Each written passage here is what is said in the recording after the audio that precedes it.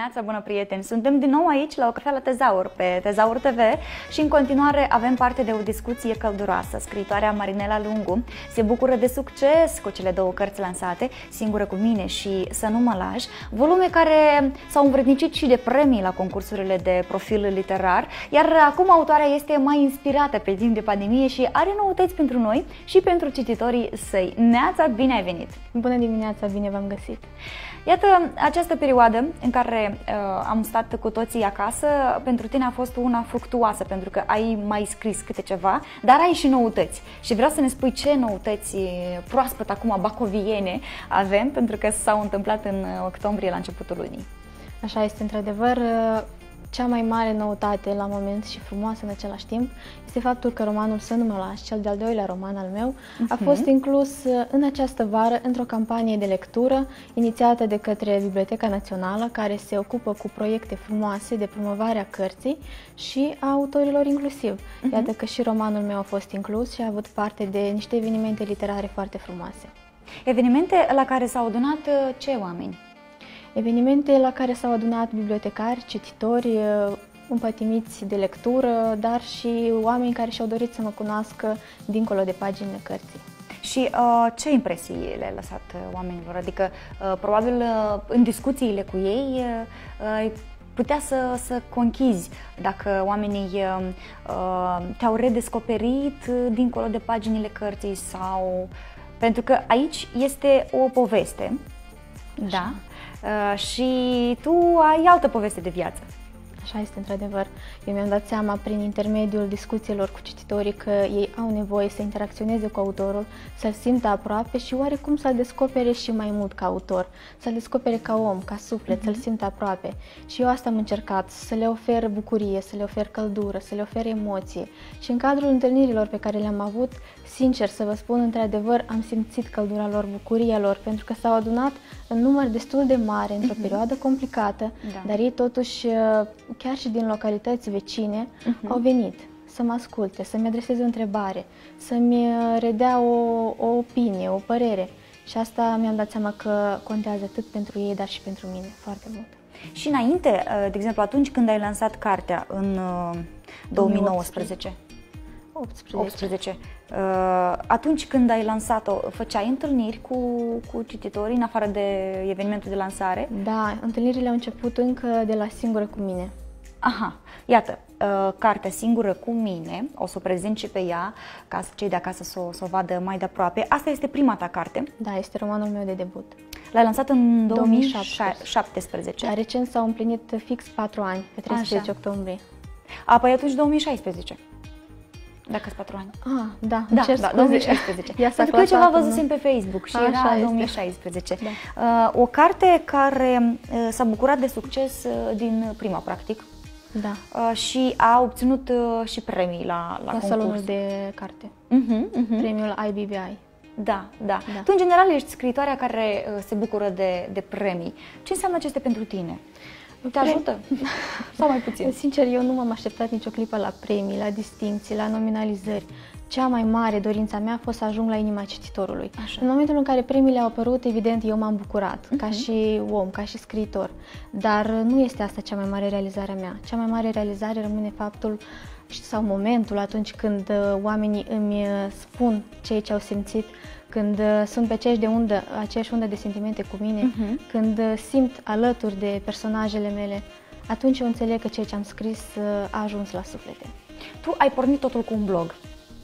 Da, cu un blog și scrieri de proză scurtă în revista Noi. Și atunci când ai pornit blogul și observai cititorii tăi online, deja aveai în plan să lansezi cărți sau asta a venit pe parcurs, te-au încurajat oamenii dragi sau chiar cititorii să lansezi o carte, adică să mergi la o etapă mai avansată? În momentul în care am lansat blogul cu aceeași denumire, Singură cu mine, și pagina de Facebook, Singură cu mine, deja era în proces de scriere romanul. Deci eu deja plănuiam acest lucru. Blogul este oarecum un alt loc de întâlnire cu cititorii, nu este pentru audiență, este pentru suflet, așa cred eu. Și la fel pagina Singură cu mine, unde zilnic mă strădui să aduc oamenilor un strop de lumină. Am înțeles. Și ai și o pagina ta de scriitoare sau ai profilul Marinela Lungu și ulterior și pagina de pagina, ce eu consider singură cu mine, este pagina unde mă pot găsi ca autor. Și acolo găsesc și secvențe sau idei din al doilea roman, Să nu mă lași? Da, se găsesc citate, se găsesc fragmente, nu atât de mult, pentru că nu-mi doresc ca cititorii să descopere cartea prin internet, ci să o simtă așa, în format real, pentru că eu consider că o carte simțită și pipăită este de o valoare incontestabilă și este mult mai naturală. Tu, la fel, citești foarte mult. Ce-ți place să citești? Îmi place să citesc romane de dragoste, beletristica în general este pasiunea mea. Ce ai scrii tu? Da, de altfel, în ceea ce eu mă regăsesc, redau oamenilor. Am înțeles. Asta este. Dar ce te inspiră ca și scriitoare, nu știu, poveștile altor oameni sau poți lăsa și semințe din propriile experiențe? Ai dreptate în ambele variante? Ambele variante, da. Pentru că mă inspiră atât ceea ce eu trăiesc, cât și ceea ce văd la alți oameni, pentru că o poveste nu poate să fie cap-coadă bazată pe propria experiență, pentru că... Asta ar însemna să-ți expui sufletul prea tare. Exact. Deci începi de la ceea ce simți, parcurgi alte experiențe pe care le-ai văzut, pe care le-ai simțit alături de alți oameni, dar totodată mă inspiră foarte mult și natura. Deci eu în cărțile mele am foarte multe pasaje în care descriu natura și o împletesc cu sentimentele sufletești. Ți se întâmplă să ieși în natură și să scrii acolo? De foarte multe ori.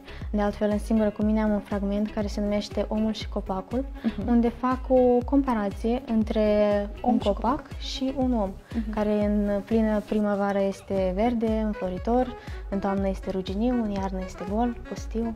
Cam așa este și omul cu stările sale interioare. Exact, așa. Cine sunt cititorii tăi? Cititorii mei sunt oameni sufletiști, în primul rând, oameni care așteaptă emoție, oameni care își doresc să găsească ceva frumos și să simtă în același tempo cu personajele mele. Nu există o categorie de vârstă. Am descoperit cititori de diferite vârste și mi-am dat seama... Poftim? De la ce vârstă încep? Chiar de la gimnaziu. De la școală? Chiar de la gimnaziu, da? Da. Și bărbați, femei? Ce ai observat? Ambele sexe te citesc. Da. Iar atunci când organizezi întâlniri cu cititorii, cine vine mai mult? Tineretul sau cei de tinerețea a doua? Iată, la întâlnirea de la Valea Mare, Ungheni, din cadrul campaniei de lectură, au venit din mai multe localități, au venit din Bumbăta, din Pârlița, din Ungheni chiar. A fost o întâlnire, deci, mai amplă, mai complexă. Și au venit atât doamnele bibliotecare, doamne cititoare, dar și elevi. Deci a fost de vârste diferite și chiar am primit niște recenzii pe hârtie scrise și fiecare și-a expus părerea în câteva rânduri. Și la urmă mi-au scris numele, prenumele și vârsta. Și acolo am descoperit de la 13 ani până la 50. A fost frumos.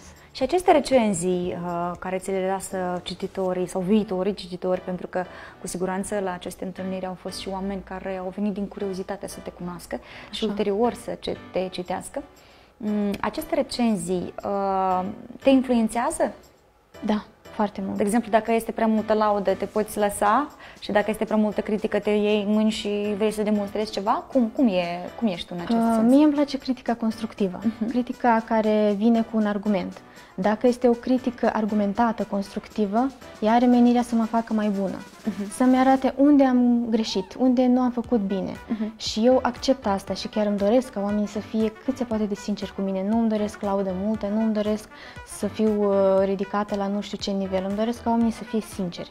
Dar atunci când este o critică murdară, vulgară, plină de răutate... Când este hate? Așa este, da. Atunci lucrurile stau un pic diferite, și deci trebuie să ignori. Ba da, din păcate mă afectează. Te afectează, ești sensibilă. Da. Te străduiești să ignori, dar totuși... Mă străduiesc să ignor pentru că dacă dau importanță prea mult, atunci subiectul devine mult mai de durată. Și eu vreau să evit, să închid. Ceea ce este mai puțin frumos, deci eu vreau să las la o parte, pentru că am multe lucruri frumoase de povestit, de redat, încât să-mi concentrez, concentrez emoțiile și... Nu merită să-ți pierzi energia pe niște chestii nesemnificative. Până la urmă, părerile sunt împărțite, eu îmi dau seama că nu pot să fiu plăcută de toți și este absolut normal, dar cei care se regăsesc, cei care simt alături de mine sentimentele pe care eu le redau, înseamnă că totuși există ceva viu acolo. Acum lucrezi la o altă carte, la a treia. Da. Despre ce este vorba? Pentru că deja este în ultimele etape de lucrări, încă nu știi când vei face lansarea, dar totuși vrem să ne intrigi și să ne spui de ce trebuie să așteptăm a treia carte, despre ce este vorba. Am să fac o premieră aici. Așa. Și am să vorbesc despre cel de-al treilea roman.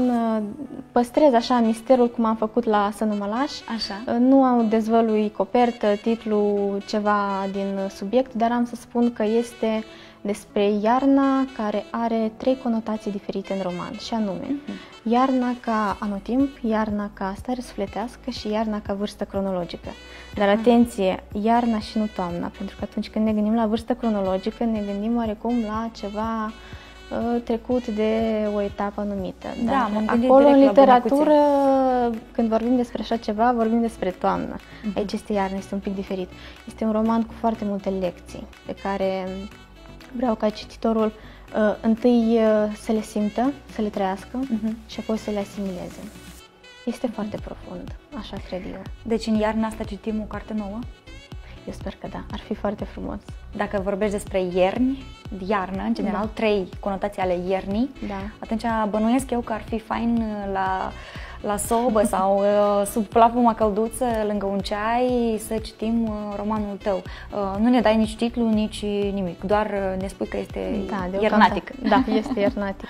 Interesant să știi. Pentru că iarna este anotimpul meu de suflet, chiar dacă este rece și frig. Dar de ce este anotimpul tău de suflet? Pentru că, așa cum am scris, cred eu, iarna este singurul anotimp în care îl putem vedea pe Dumnezeu așa, într-o formă naturală, în alb, îl putem descoperi. Este ceva legat de suflet și atunci când afară ninge, când totul este alb, deci pare așa un colț de rai.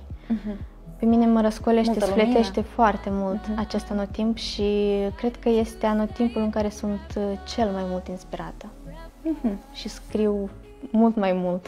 Deci să înțeleg că următorul roman, cel de-al treilea și cel care scoate iarna frumos în evidență, a fost scris în câteva ierni. Cel mai mult iarna trecută, da. Și are și un capitol foarte interesant care se numește Spovedanie. Și acolo să descoperim și mai multe părți sau laturi ale ființei omenești. Și cum putem ajunge